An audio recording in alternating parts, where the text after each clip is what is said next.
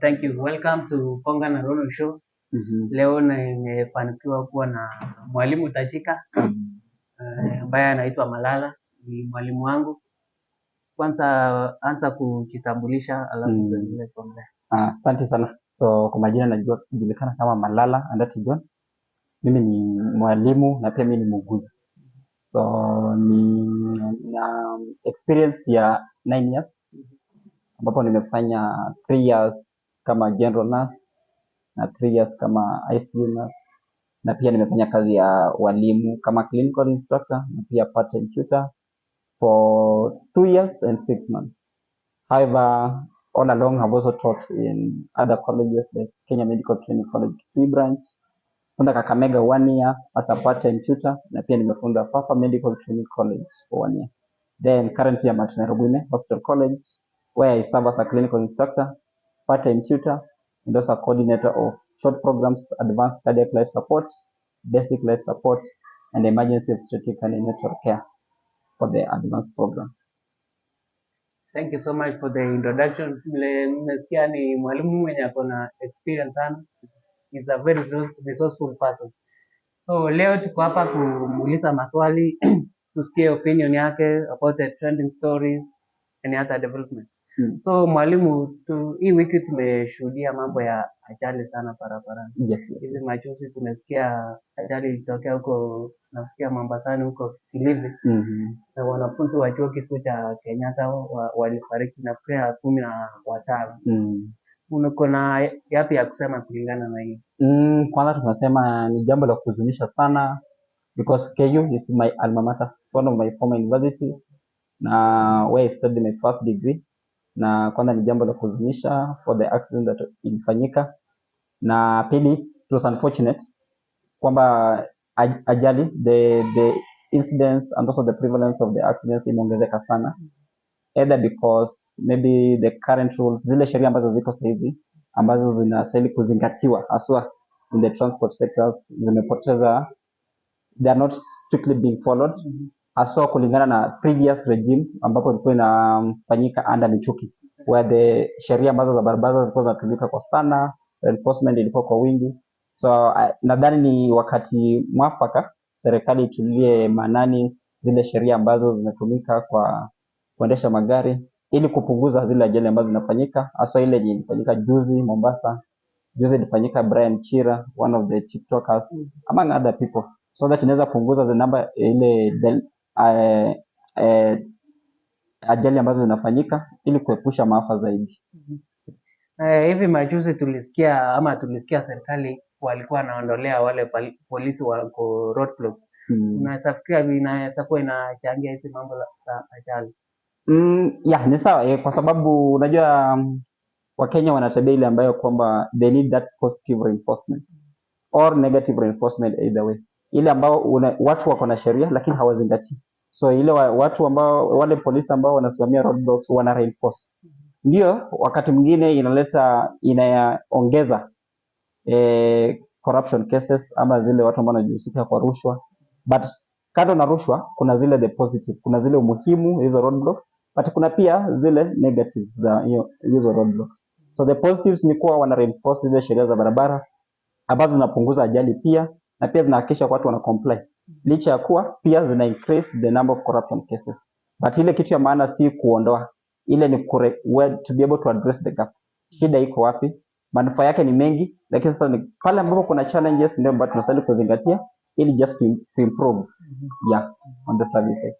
Mwisho, kulingana na ajali tuliangalia wakati ajali ilitokea hivi, watu walianza kupost sana picha kabla hata familia ianze kabla familia ijue nini imetokea nini. Unaweza ambia nini watu kama hao?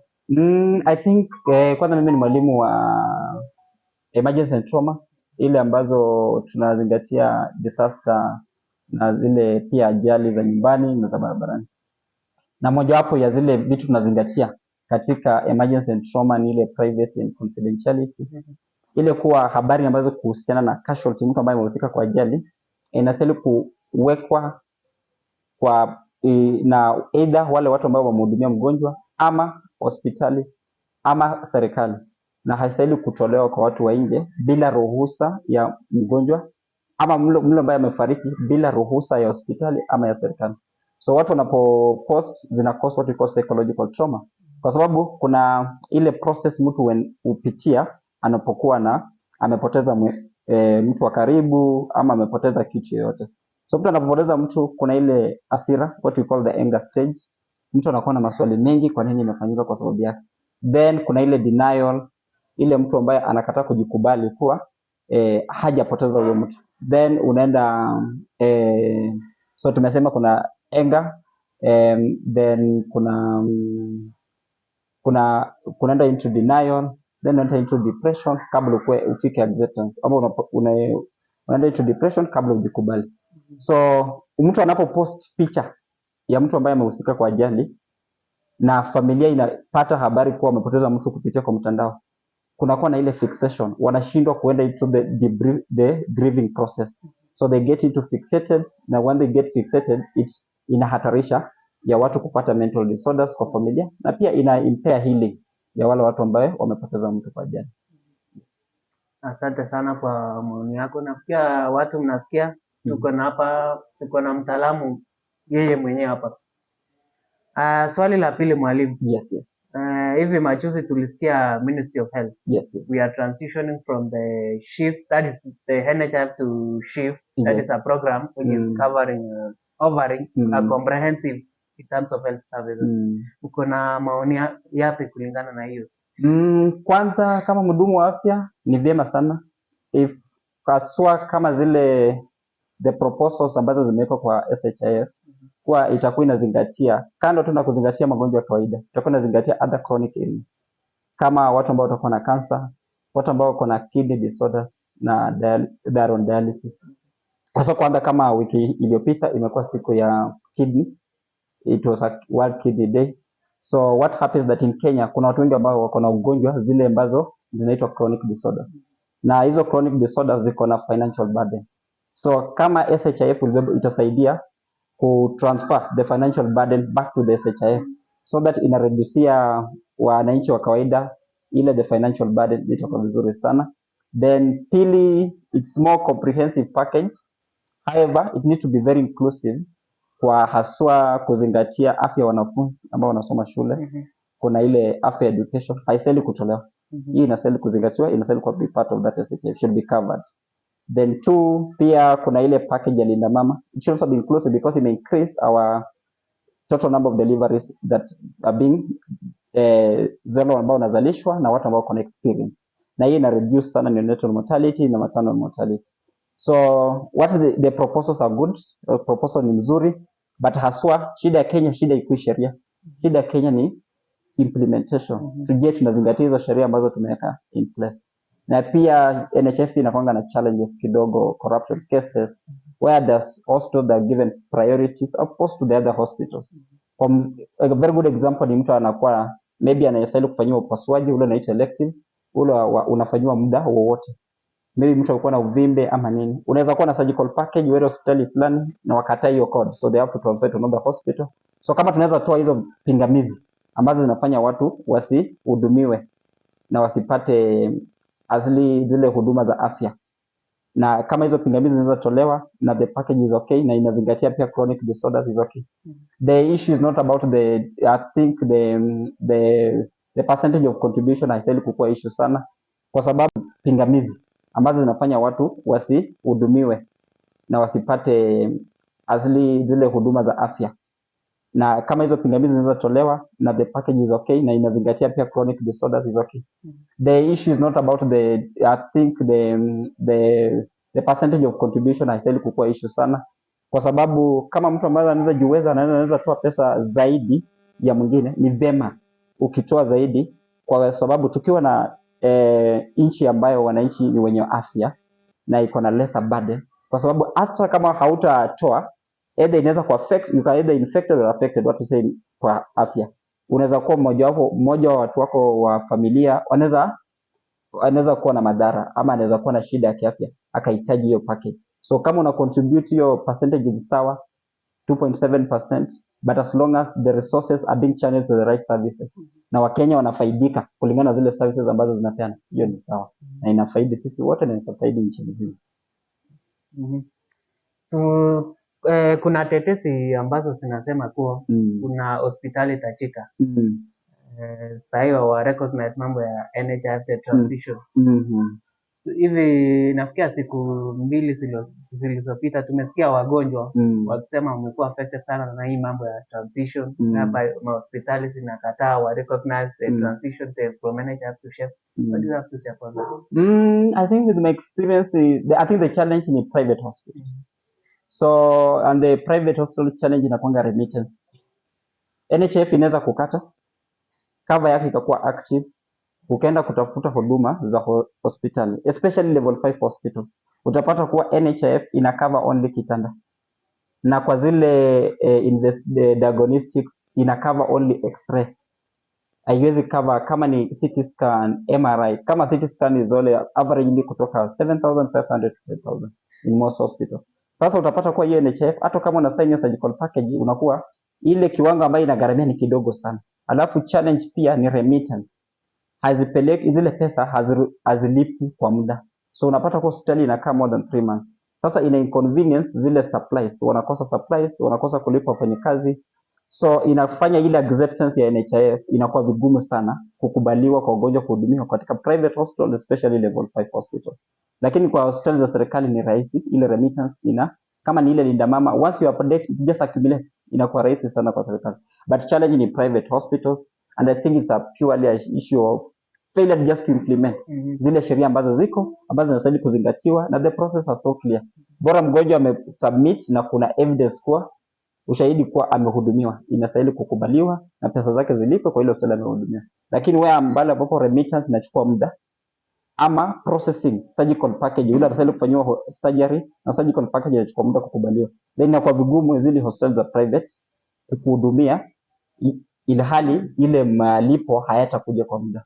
Basi sasa ni ile serikali itilie mkazo zile hospitali zote ambazo ziko NHIF accredited zinastahili kuwa the revenue should be remitted in due time, so wanaweza kuwa na pesa za kutosha kuhudumia wagonjwa, kulipa wafanyakazi na kuhakikisha kuwa services zao zinaendelea kupeana kwa muda ambao unafaa. We have this program, Universal Health Coverage. That is a program which is ensuring health for all, comprehensive health services to the people without that financial burdens. So, uko na maoni gani kulingana na hii mambo ya SHIF, SHIF? So I think the universal health coverage ilikuwa mpango mzuri.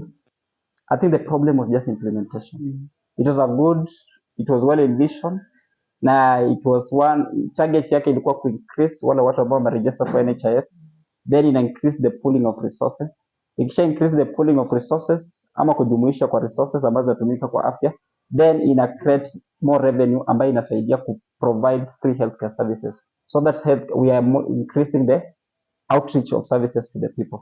But the implementation was poor, that's the truth.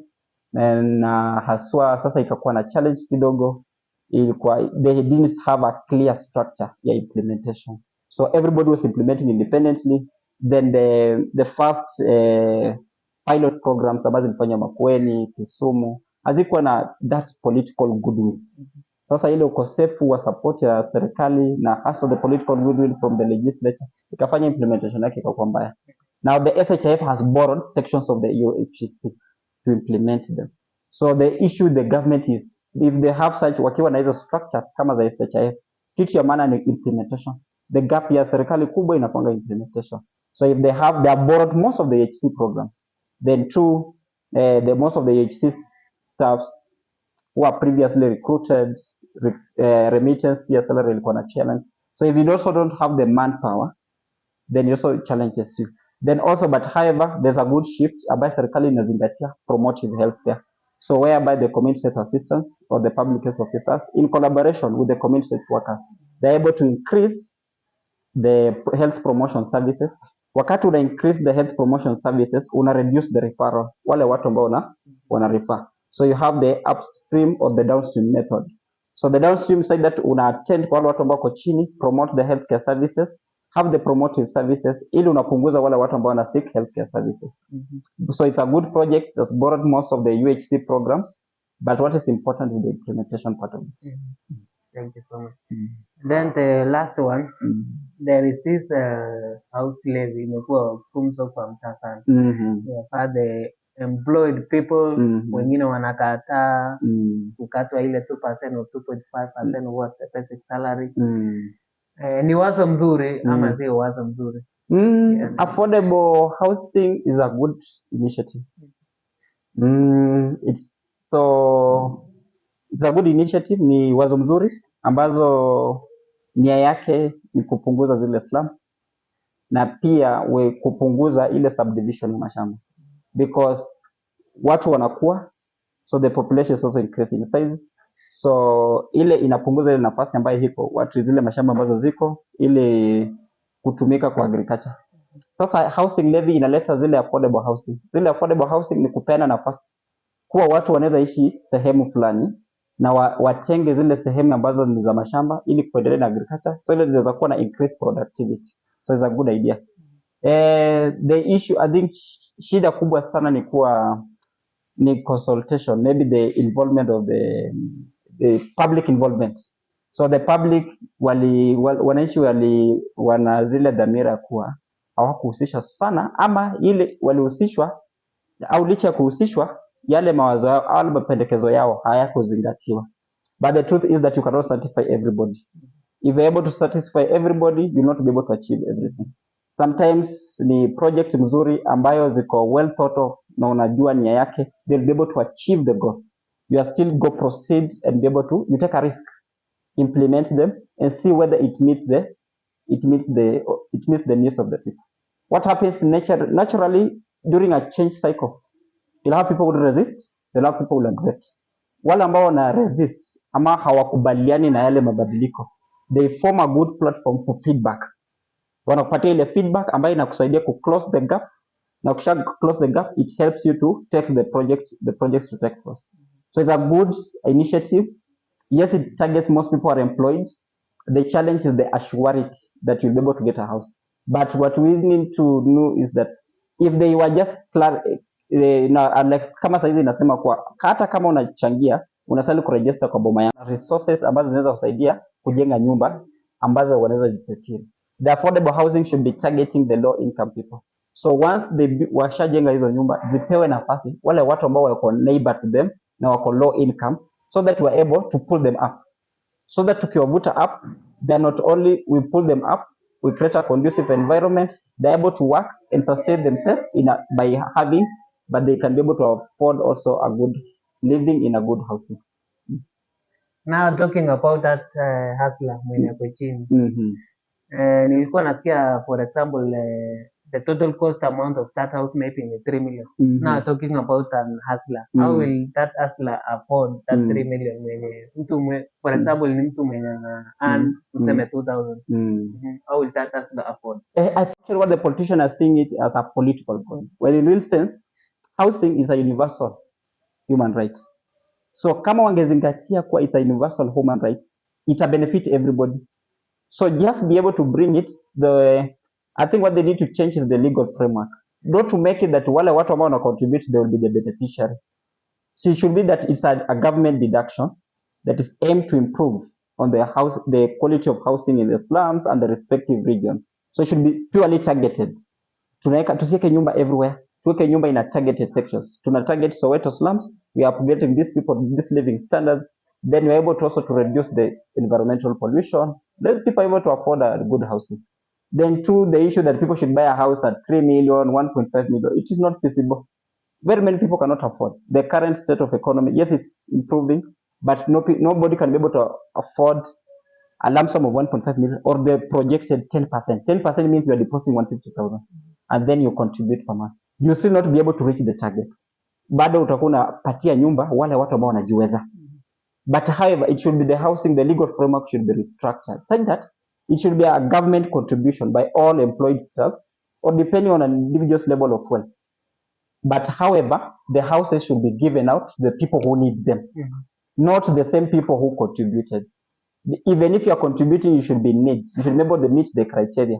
So it should be, if the houses zilikuwa nia yake ni kusolve a specific program, so the problem is either the overcrowding or the slums, then you should be target those people. They can be able to occupy the houses and just pay the normal rent, just like other government houses. Then that will be add the value, then it will be able to solve the housing problem. Asante sana.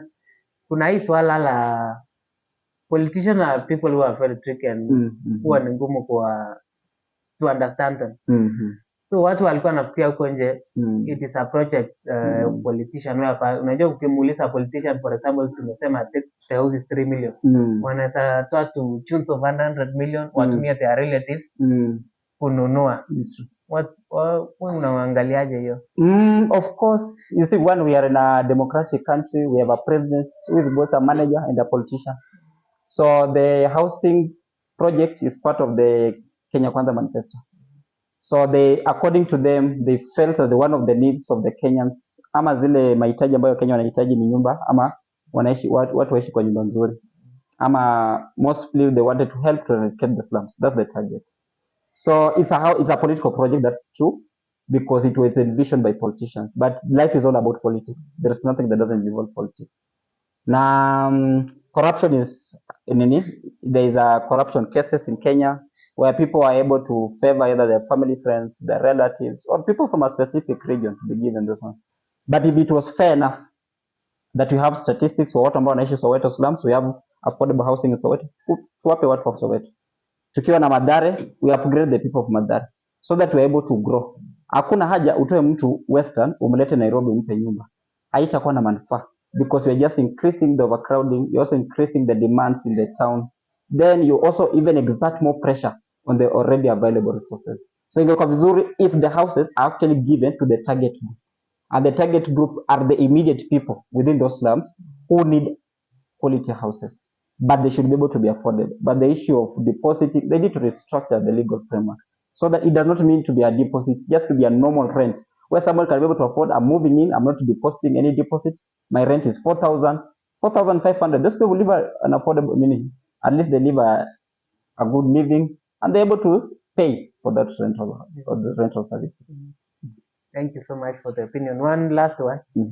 There is this issue that's been the talk of the day, the deployment of the KDF troops to Haiti. Imekuwa ngumu sana, watu wanafikia sisi Kenya hatujiwezi, we have matters of insecurity in Turkana, Baringo. What's your take on this? So one, the Kenyan security team is highly trained, and then we have the support of the international community, where most of our troops train in Israel, they train in US. If you go to Laikipia, they are being trained by the highly skilled international community. So it gives them the skills to combat any crime or to tame any form of intolerance, whether political or security security intolerance. But the Haiti issue is a technical issue. This is an issue that has been there since 2023. It's a purely a local issue that can be best be solved by the Haiti people. Wakati rais wao alikuja Kenya, the rebels took over all the airports. Na ika-force the prime minister to resign. So it makes it even more worse.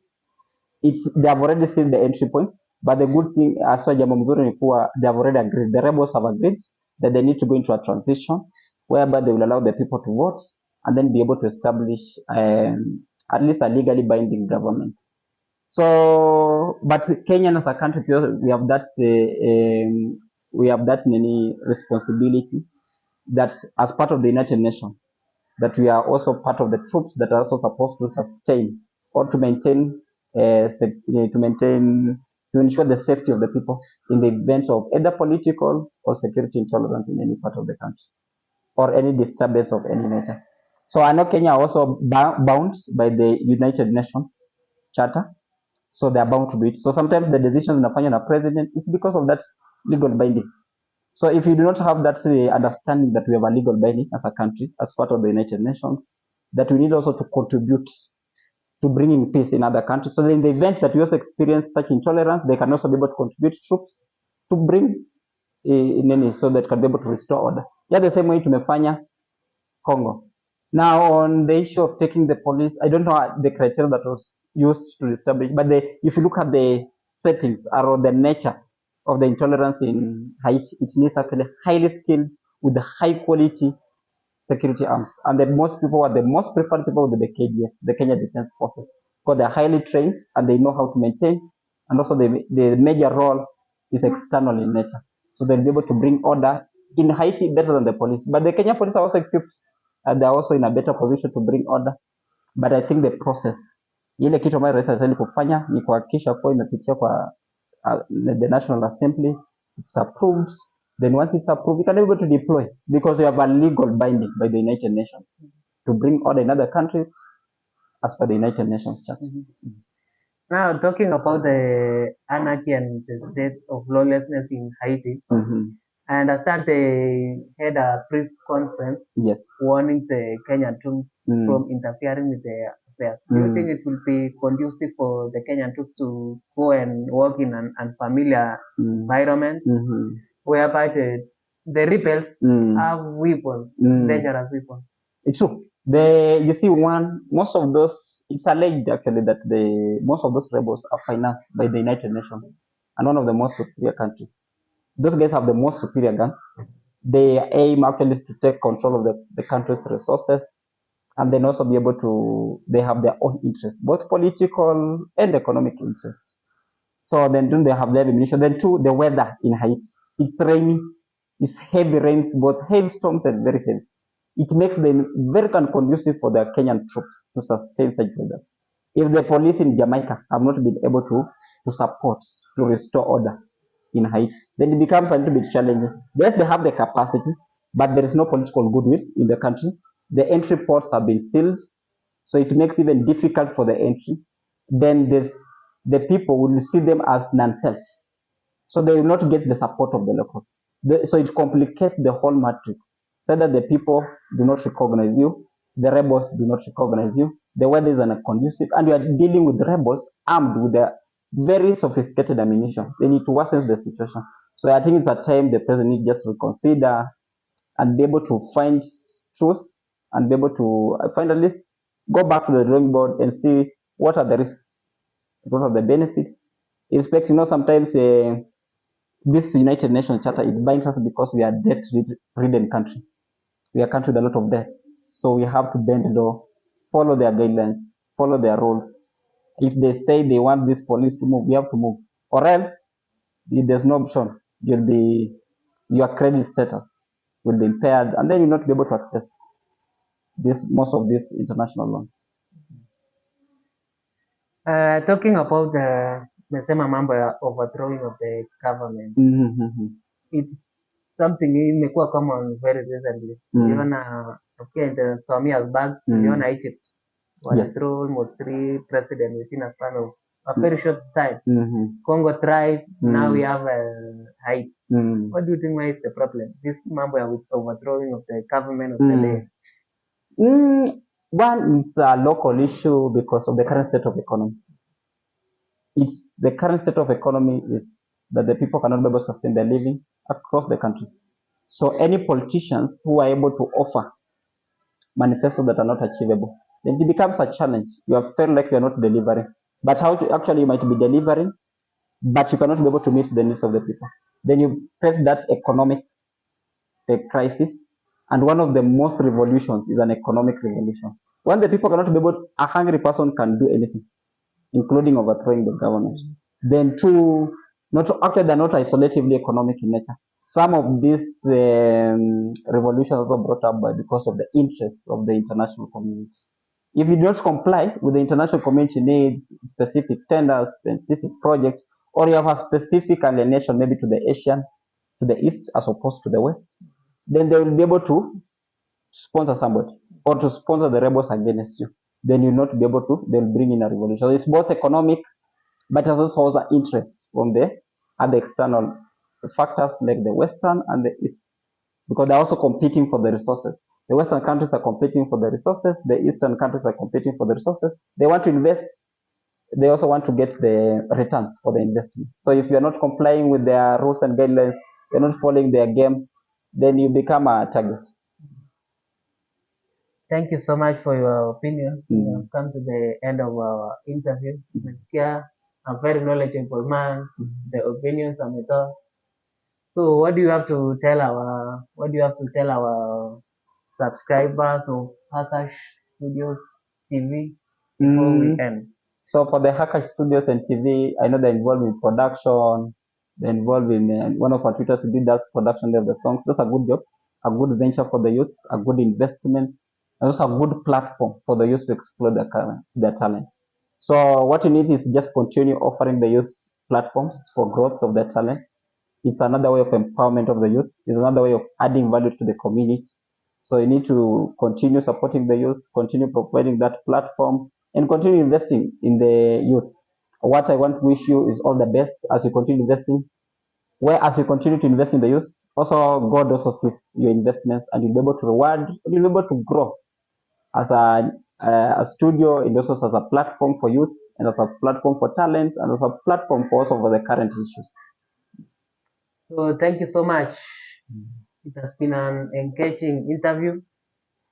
So just to subscribe, share, and support the Bonga na Rono show. Thank you so much for your time. Asante sana, Hope karibu. to hear from you next time. Thank you Asante so sana. much, sir. Okay, karibu. Thank you. Sawa, asante. Okay.